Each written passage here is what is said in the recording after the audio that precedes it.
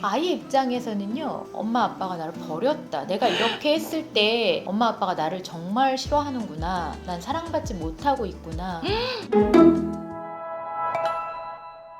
부모도 처음이잖아요. 아이들을 훈육을 할 때 절대 해서는 안 된다, 뭐 그런 게 좀 있을 수 있을까요? 네, 있습니다. 혼을 낼 때 가장 첫 번째는 아이를 쫓아내지 마세요. 분리하지 않는 게 필요해요. 혼을 내고 있는데 아이를 분리하는 건 아주 극단적으로 말하면 엄마가 나를 버렸다? 진짜 버린 것도 아닌데 그런 경험일 수도 있어요. 엄청 그래서 충격적이겠어요. 조금 아이들. 더 구체적으로 말하면 아이를 방에다가 놓고 오는 거예요. 자기 방에 혼자 가둬놓고 생각해. 네가 뭘 잘못했는지 그거 생각할 때까지 나오지 마 하고 문을 닫고 나오잖아요. 엄마 아빠가 막 감정이 누그러들 때까지 너를 떨어뜨려 놓는 거야 라고 생각하는데, 아이 입장에서는요, 아닐 수 있다. 그럼요. 엄마 아빠가 나를 버렸다, 내가 이렇게 했을 때 엄마 아빠가 나를 정말 싫어하는구나, 난 사랑받지 못하고 있구나.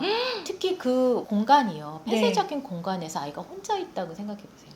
아이를 훈육하려면 네. 가장 먼저 중요한 거는 부모가 화를 내지 마셔야 돼요. 근데 어떻게 화를 안 내? 라고 할 수 있잖아요. 네. 저도 화를 내는 사람 중에 하나인데, 근데 그 화는 조절할 수 있습니다. 근데 어떨 때는 괜찮아요. 근데 저도 좀 기분이 안 좋을 때가 있잖아요. 그렇죠. 그럴 때 막 화를 낼 때 있죠. 네네. 아이한테 엄마가 몇 번 말했어, 학교 다닐 때는 교복 좀 제발 올려, 내일 또 입을 거잖아, 막 이렇게 화를 내는데, 그 순간에 담임 선생님한테 전화가 온 적이 있었어요. 네네. 그때 산타맘은 어떻게 전화를 받아요? 네, 안녕하세요. 여보세요? 네. 다시.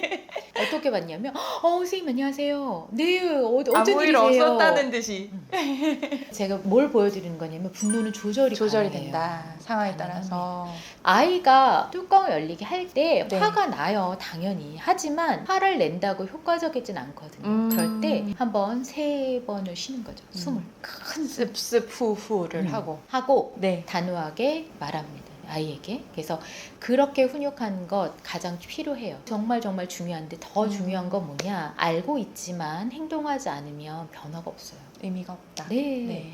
내가 화내지 말아야지, 그리고 잠깐 한 3초 쉬어야지, 큰 숨 쉬어야지 라고 하는데, 어떨 때는 지키지 못할 때가 있고 네. 어떨 때는 지킬 때 있잖아요. 그런데 지키지 못했다고 해서 자신을 너무 자책하지 않으셨으면 해요. 제가 응원하는 팀에 3할 타자가 한 명인 팀도 있어요. 그 정도로 3할 타자 잘하는 타자. 3할은 뭐냐면 아시겠지만 10번 나와서 3번 안타 치는 타자거든요. 제가 이 얘기 왜 하냐면, 우리가 엄마든 아빠든 간에 내가 이렇게 해야지 라고 했는데 10번 중에 3번만 그거 지켰으면 너무 잘하고 계시는 거예요. 7번 할 때 내가 못했을 때마다 난 왜 이러지? 또 안 했어. 난 도대체 책을 왜 읽은 거야? 교육을 왜 받은 거야? 난 정말 구제불능인가 봐. 난 엄마 이렇게, 자격이 없어. 막. 자책하는 것은 네. 정말 도움이 안 돼요. 효과적이지가 않아요. 그래서 네. 내가 그래도 3할 타자는 되지 않나? 연습하면 4할 되고 5할 되고 6할 되는 거잖아요. 네. 그래서 그렇게 자신을 계속 스스로를 해보면 좋을 것 같아요. 되게 위안되는 말씀이세요. 네, 남편한테도 그런 거죠. 괜찮아. 당신 3할 타자잖아. 3할 타자 말 너무 좋다. 네, 저는 3할 타자 됐으면 좋겠어요.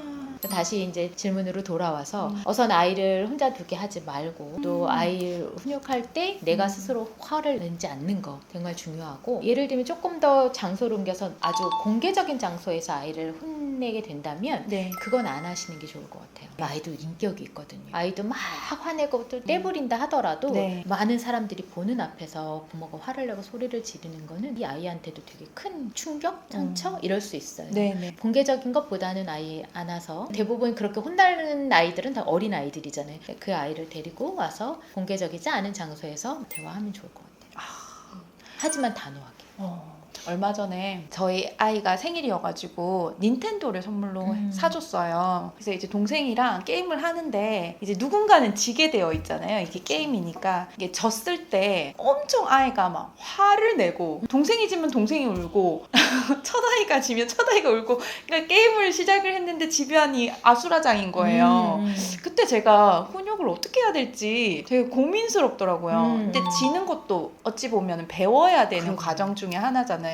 제가 어떻게 해야 될지 잘 모르겠더라고요. 그래서 여쭤보고 싶었어요. 근데 샌드맘은 우리 아이가 졌을 때 왜 운다고 생각하세요? 이기고 싶은데 못했다 음. 혹은 동생이 더 나보다 잘나 보이는 것에 대해서 소외감이나 박탈감을 느끼지 않을까라는 생각도 있고요. 그 살면서 또 지는 경험을 많이 안 해봐서 그런 느낌이 자기로서 당황스럽지 않을까 이런 생각이 들기도 해요. 그럼 그걸 얘기해 주셨어요? 잘하고 싶었구나.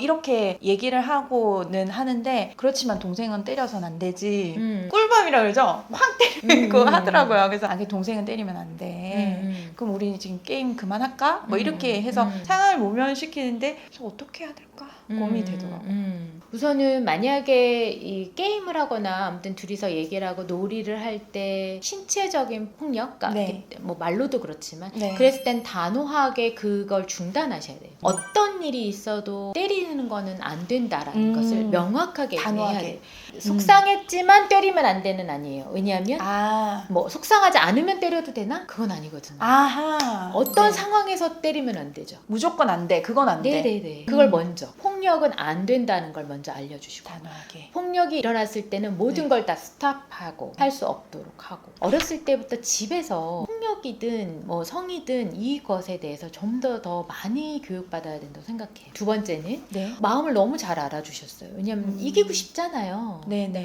이기고 싶었겠구나. 거기서 끝내면 안 돼요. 왜냐면 이기고 싶었겠구나 라고 하면 제가 만약에 우리 아이면 그래서 어쩌라고. 그렇게 되는구나. 이기고 싶었는데 네. 그래서 울면 되는 거예요? 그럴 수 있잖아요. 네네. 네가 이기고 싶다는 건 아주 승부욕이 강한 건데 너가 이기려면 뭘 해야 되는지 정말 객관적으로 아이와 대화하는 게 필요해요. 이기고 싶었구나. 거기에서는 너무 잘해주셨고 첫 네. 번째는 감정을 잘 얻었지만 감정을 얻고 난 다음에 그 다음에 뭐가 필요하죠.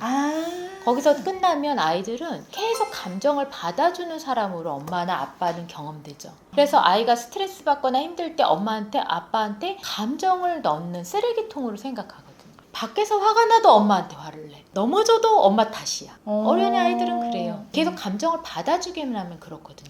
감정을 잘 받아주고 그리고 난 다음에 플러스가 필요합니다. 이기는 건 중요하지 공정한 것도 중요해. 어떻게 하면 이길 수 있겠어? 다음번에는 한번 이겨볼래? 꼭 이걸 이겨야 되는 건 아니야. 하지만 지는 경험도 있어. 졌을 땐 어땠어? 마음이 속상하지? 엄마 동생도 진 적이 있을걸? 동생도 속상했을 거야. 항상 둘이 할 때는 누군가 한 명은 이기고 누군가 지게 되어 있어. 그런 룰들을 말해주면서 중요한 거는 아이가 감정과 그 다음에 행동을 함께 엄마와 얘기하고 아빠와 얘기할 수 있는 공간이 필요하죠. 처음에 감정을 어루만져주고 그 다음에 좀 객관적인 사실로 그래서 네가 뭘 어떻게 하면 좋을까라고 질문을 좀 던진다든지. 네네, 그렇죠. 항상 이기고 싶어 라고 한다면 그땐 또 다른 대화가 들어가야 되겠죠.